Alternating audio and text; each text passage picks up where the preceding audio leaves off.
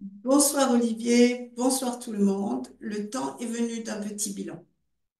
Olivier Revol a accepté l'idée de 5 conférences en un an quand il a su le travail que nous entendions mener.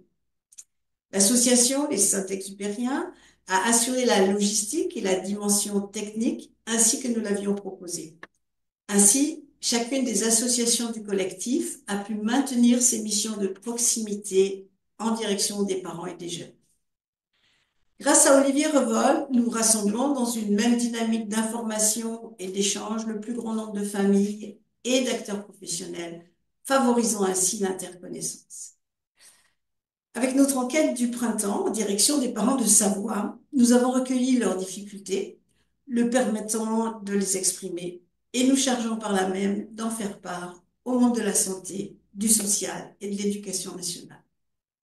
Je vous invite maintenant à écouter le bilan d'audience avec Christian, la suite de notre travail avec Claire, le témoignage de Séverine, professeure, et l'éclairage de Sophie, infirmière en pratique avancée santé mentale.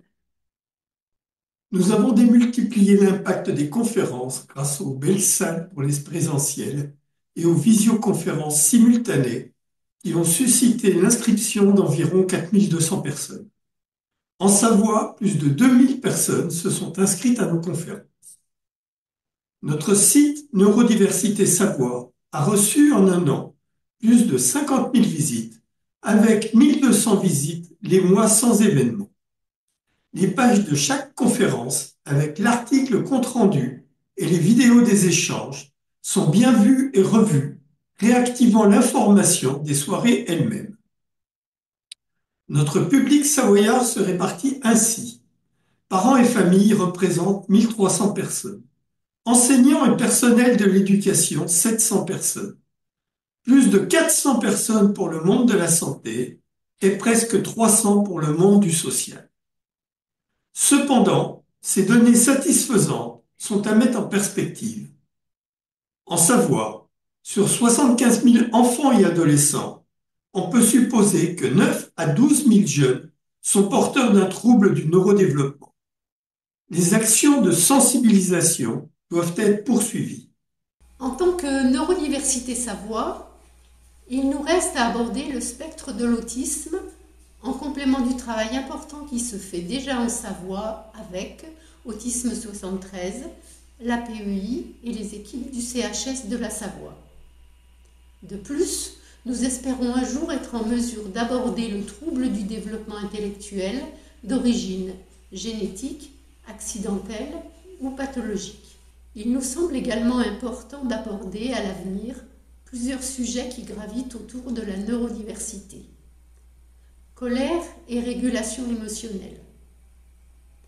Éduquons nos enfants sans violence.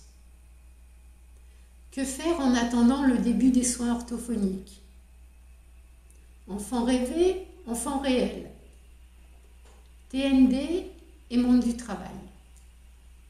Nous essayons d'assurer une veille d'information à retrouver sur l'onglet ressources du site.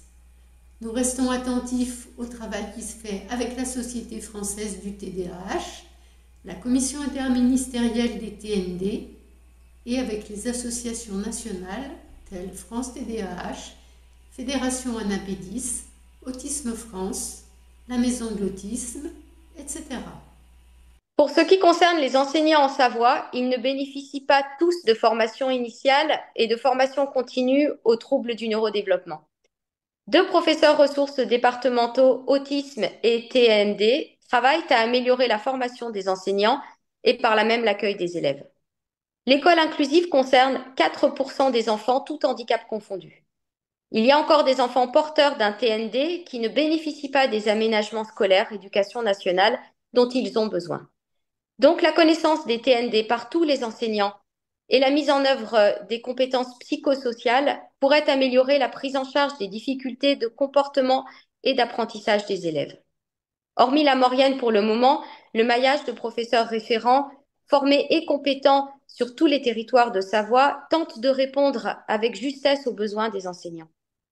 J'ai moi-même bénéficié de cette aide en début d'année pour 2 de mes élèves. Je peux témoigner de ma satisfaction de les voir progresser et évoluer en confiance. Je peux également témoigner de la qualité des échanges avec leurs camarades qui sont attentionnés et font preuve d'une empathie naturelle.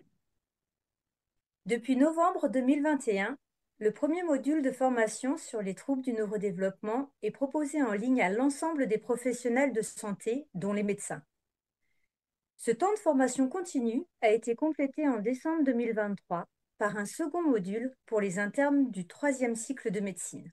La formation des professionnels de la santé occupe une place essentielle dans la prise en charge de cet enjeu de société et de santé publique.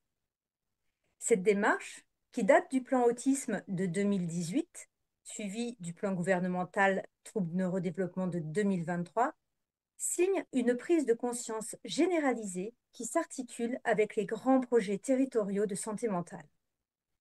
Depuis septembre 2024, la Haute Autorité de Santé propose d'élargir la pose du diagnostic aux médecins généralistes et pédiatres formés préalablement au diagnostic du TDAH.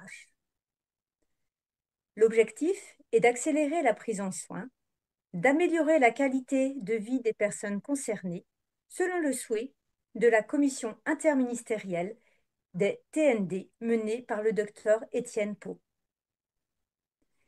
Les communautés territoriales professionnelles de santé se mobilisent localement pour apporter des ressources tant au niveau de la formation qu'au niveau du développement de groupes de travail afin d'atteindre cet objectif et d'ainsi améliorer et faciliter les parcours de soins, de santé, de vie de l'ensemble des personnes concernées par le TND. Certains territoires, comme celui de la ville de Chambéry, souhaitent s'impliquer et s'intéressent au sujet, car les enfants concernés par un TND, comme tous les enfants, fréquentent les centres sociaux, les services jeunesse et le monde associatif. La recherche sur les troubles du neurodéveloppement s'intensifie. La prise en compte sur un plan politique est récente. Le budget pour appliquer les lois votées peine à répondre. Il reste du travail, c'est certain, mais les mentalités progressent. Que de chemin parcouru en un an, grâce à Olivier Revol, dont la présence à nos côtés a facilité notre rapprochement de différentes instances du monde de la santé, de l'éducation et du social. Notre initiative est soutenue par différents responsables en charge de la population et des familles, UDAF 73 et les villes de Chambéry et de la Ravoire en premier lieu, et que nous remercions particulièrement. Nous pouvons vous assurer de la volonté d'un maillage territorial amélioré d'organisation des soins. Nous pouvons vous assurer des efforts de l'éducation nationale où les professeurs, AESH, infirmières scolaires et assistantes sociales et encadrement administratif essayent de faire face aux problématiques sociales et de santé qui affectent la jeunesse. Nous assurons que le travail sera d'autant plus dynamique et efficace qu'il se fera en confiance et dans un même état d'esprit collaboratif. Ne l'oublions pas, les enfants sont toujours les premiers bénéficiaires d'un climat apaisé.